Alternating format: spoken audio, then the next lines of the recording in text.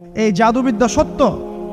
এবং এখনকার অনেক ভণ্ড যে কবিরাজগুলো বের হয়েছে, এরা জিনকে তাবে করে নিয়ে এই জিনদের মধ্য দিয়ে মানুষের মধ্যে জাদু ছড়িয়ে দিয়েছে এবং এর ফলশ্রুতিতে বহু পরিবার ধ্বংস হয়ে যাচ্ছে। এই জাদুবিদ্যা সত্য। আরও একটা জিনিস সত্য, নবী সাল্লাল্লাহু আলাইহি ওয়াসাল্লাম বলেছেন ইন্না আইনাল হক, চোখের নজর সত্য। নবী করিম সাল্লাল্লাহু আলাইহি ওয়াসাল্লাম বলেছেন চোখের বদনজর সত্য। এই যে আমরা বলি ফেসবুকে এত বেশি ছবি দিয়েন না ভাই, ছবি তুলেন না, বারবার যে বলি নিষেধ করি, কারণ কি জানেন? একটাই কারণ, বিকজ চোখ লাগাটা সত্য। মানুষের চোখ লাগে, এই কথা শুনলে অনেক মজুমদাররা হাসবে না? কথা বুঝতে পারেন নাই? কিন্তু এটা সত্য, কারণ নবী করিম সাল্লাল্লাহু আলাইহি ওয়াসাল্লাম যা বলেছেন সাদাকাল্লাহু ওয়া সাদাকা রাসূলুহুল কারীম। নবী যা বলেছেন, আল্লাহ যা বলেছেন, চিরায়ত সত্য। এর বাইরে কোনো সত্য আছে? আচ্ছা দেখেন, আমি বললাম যে জাদুবিদ্যা সত্য। এই জাদুবিদ্যার চর্চা মানুষ করে, এখনও করে, এবং এই জাদু দিয়ে মানুষের ক্ষতি করার জন্য জিনের প্রয়োজন হয়, দুষ্ট জিন। এই জিনগুলোকে মানুষ তাবে করে মানুষের ক্ষতি করার চেষ্টা করে। দেখবেন এখন গ্রামে গঞ্জে শহরে সব জায়গায় ছড়িয়ে পড়েছে না? দেখবেন, খুব সতর্ক থাকবেন। আমি পরে সলিউশন বলছি আপনাদেরকে।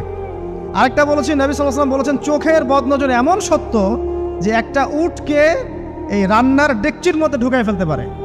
একটা উট খুব সুন্দর, ভালো, আপনি দেখছেন মাশাআল্লাহ বলেন নাই, নজর লেগেছে, উটটা মারা গেছে, দেন তারপর তাকে জবাই করে খেয়ে ফেলতে হয়েছে। একজন সাহাবী গোসল করছিলেন, গোসল, এটা হাদিস সহিহ। এই যে আলেম ওলামা যারা আছেন তারা জানেন যে এই হাদিস সহিহ।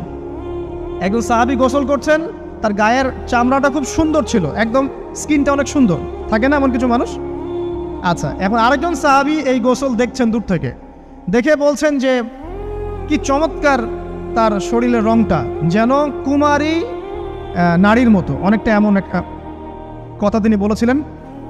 সাথে সাথে এই সাহাবী অজ্ঞান হয়ে পড়ে গেছে। কোন সাহাবী? যিনি গোসল করছিলেন। এটার আপনি কোনো ব্যাখ্যা দিতে পারবেন না তো, এখানে কোনো সায়েন্স দিয়ে বা মেডিকেল সায়েন্স দিয়ে আপনি কোনো ব্যাখ্যা করতে পারবেন না। একটা ব্যাখ্যা দিতে পারেন, কিন্তু কেন সেটা হলো সেটা আপনি অ্যান্সার খুঁজে পাবেন না। তো নবী সাল্লাল্লাহু আলাইহি ওয়াসাল্লামের কাছে নিয়ে যাওয়া হলো তাকে। তিনি বললেন যে এই ব্যক্তির ব্যাপারে কি কেউ ভালো মন্দ কিছু বলেছিল? তখন একজন সাহাবী বললেন হ্যাঁ, অমুকে বলেছে এর স্কিনটা অনেক সুন্দর, তোকে ডেকে নিয়ে আসুন। ওকে ডেকে আনা হলো। ডেকে আনার পর নবীজি তাকে অনেক শাসালেন, তোমরা তোমাদের ভাইদেরকে কি মেরে ফেলতে চাও? তখন এই সাহাবী তো অবাক, আমি আবার কখন মারতে চাইলাম ইয়া রাসূলুল্লাহ? আমি তো মারতে চাই নাই, আমি তো খালি বলেছি যে তার গায়ের রংটা অনেক সুন্দর। তখন তিনি বললেন কেন তুমি সুবহানাল্লাহ বললে না, কেন তুমি মাশাআল্লাহ বললে না? যখন মাশাআল্লাহ বলবেন, সুবহানাল্লাহ বলবেন, নজরটা লাগবে না। আর যখন আপনি মাশাআল্লাহ বলবেন না, সুবহানাল্লাহ বলবেন না, দেখবেন নজর লেগে গেছে। আপনি বিশ্বাস করেন ব্যবসা খুব ভালো চলছে, মানুষ বলল যে বাহ তোর তো ব্যবসা হেভি, লালে লাল শাহজালাল, ঠিক আছে, দেখবেন আপনার কেনা বেচা বন্ধ হয়ে গেছে। এরকম হবে, আমার কথাটা বিশ্বাস করেন। এটা কিন্তু সায়েন্স প্রমাণ করতে পারবেন না, আল্লাহ এবং তার রাসূল বলেছেন, তার উপরে কোনো সত্য নেই। আছে সূরা কাহফ 29 নম্বর আয়াত পড়ে দেখেন, আল্লাহ পাক বলছেন ওয়াকুলিল হাক্কু মির রাব্বিকুম, সত্য সেটাই যা তোমার রবের পক্ষ থেকে আসে। ফামান শাআ ফালইউমিন, যার ইচ্ছা হয় বিশ্বাস করুক, ওয়ামান শাআ ফালইয়াকফুর, যার ইচ্ছা হয় সে অস্বীকার করুক। এই কারণে আমরা বলি ফেসবুকে এত বেশি ছবি দেওয়া, এই আই ওয়াশ করা, এই যে শোডাউন করা, হ্যাঁ, ইসলামের কিছু কাজ করলেন একদম মানুষকে না দেখাইতে পারলে ঘুম হচ্ছে না, এগুলো বন্ধ করেন, এগুলো বন্ধ করে দেন আল্লাহর ওয়াস্তে। অফলাইনে কাজ করেন, নিজেকে গোপন করার চেষ্টা করেন। যত বেশি মানুষের কাছে নিজেকে এক্সপোজ করবেন, কাজের বরকত কমে যাবে, চোখ লাগবে, নজর লাগবে। এবং চোখ লাগা বদ নজরে বহু আলেম আস্তে আস্তে মাঠ থেকে মাইনাস হয়ে গেছে না? যায় নাই? এখন কি আলেমদের সংখ্যা বেশি না কম? যত দিন যাবে আলেমের সংখ্যা আরো কমে যাবে। নবীজি বলেছেন আলেমদের সংখ্যা কমতে থাকবে, মানুষ জাহেলদেরকে আলেম বানিয়ে নেবে।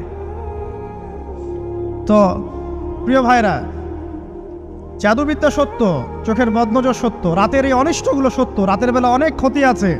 এই জন্য নবীজি বলছেন বাচ্চাদেরকে বাইরে বের করো না, এবং তোমরাও রাত যখন গভীর হবে তখন এদিক ওদিক ঘোরাফেরা করো না। দেখবেন রাত যত গভীর হয় আমাদের শহরগুলো তত জীবিত হয়, তাই না?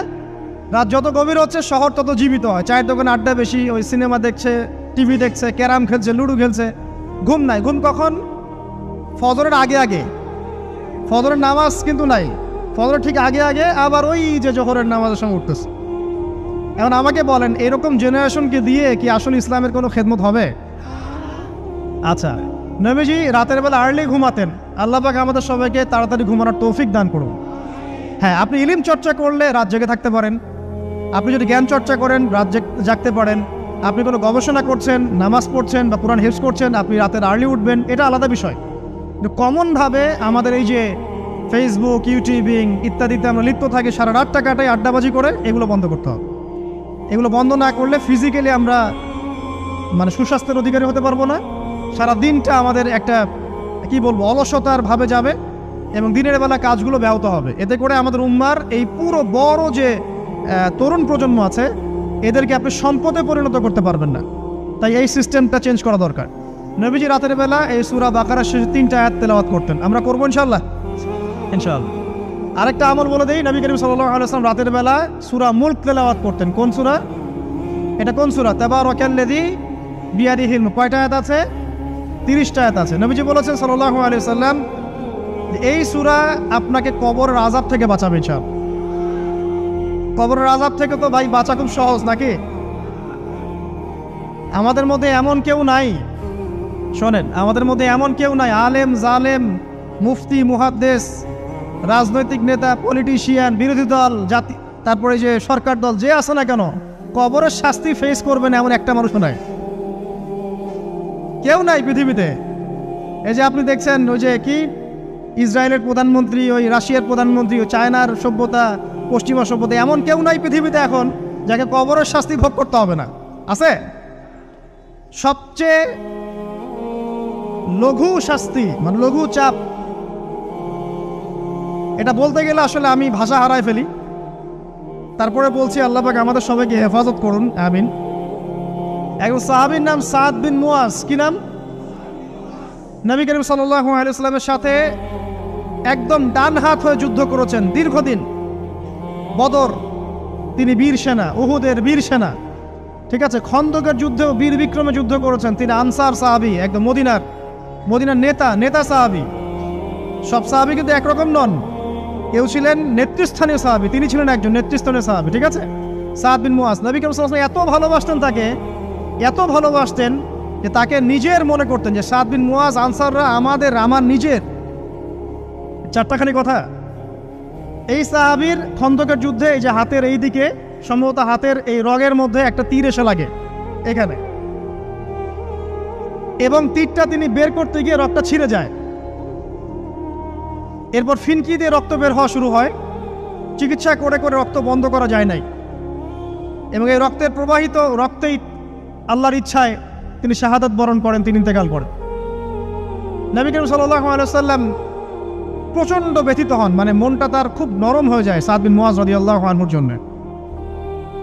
তো এই সাহাবীর যখন জানাজার নামাজ পড়ানো হচ্ছে, নবীজি বলছেন 70,000 ফেরেশতা তার নামাজে অংশ নিয়েছে। আর এই সাহাবীকে যখন কবরে শোয়ানো হয়েছে, নবী করিম সাল্লাল্লাহু আলাইহি ওয়াসাল্লাম পরে জানিয়েছেন কবরের যে মৃদু চাপ, সাদ বিন মুয়াজ রাদিয়াল্লাহু আনহুর কবরেও সেই মৃদু চাপ দেওয়া হয়েছে। আমি কি বুঝাতে পারলাম ভাই? আমাদের কোনো দাম আছে এখনকার পলিটিশিয়ানদের কোনো দাম আছে? এখনকার সমাজ নেতার কোনো দাম আছে? এখনকার সুদখোরদের কোনো দাম আছে? এই ঘুষখোর দুর্নীতিবাজদের কোনো দাম আছে? আমরা যারা কাঠমোল্লা হয়ে আছি আমাদের কোনো দাম আছে? সাদ বিন মুয়াজ রাদিয়াল্লাহু আনহু যদি কবরের শাস্তি তাকে না ছাড়ে, প্রশ্ন উত্তর পর্ব তাকে না ছাড়ে, আমরা পার পাবো?